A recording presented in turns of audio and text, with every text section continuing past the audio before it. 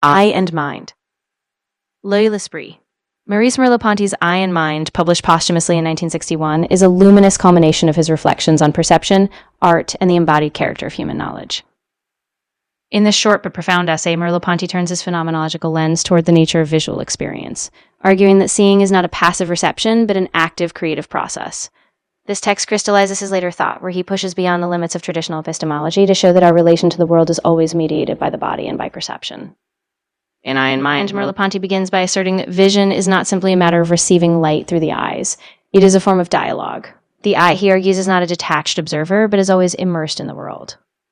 To see is to be engaged, to reach out toward what is visible. This was a radical departure from the more mechanistic views of perception that reduced seeing to a mere optical process. Instead, Merleau-Ponty emphasizes that vision is always a synthesis of the body and the mind. In the sense, the artist, particularly the painter, becomes a paradigmatic figure, because the painter does not just represent the world. Through brushstrokes, the artist captures what is typically hidden, showing that vision is a synthesis of gesture and perception. Merleau-Ponty also critiques the Cartesian split between subject and object. In so doing, he shows that the body is not a thing we possess, but a medium through which we experience the world. The eye, as he puts it, is not isolated, but instead a part of a dynamic interplay.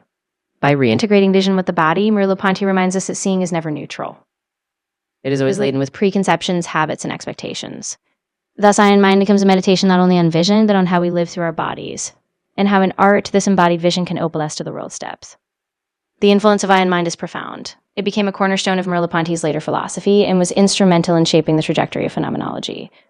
In the visual arts, influential thinkers like Jean-Paul Sartre, Jacques Derrida, and even contemporary art theorists drew on Merleau-Ponty's insights to argue that vision is not a detached scientific operation, but a creative existential act. In psychology and cognitive science, the idea that perception is embodied, not just an abstract computation, has shaped the rise of embodied cognition.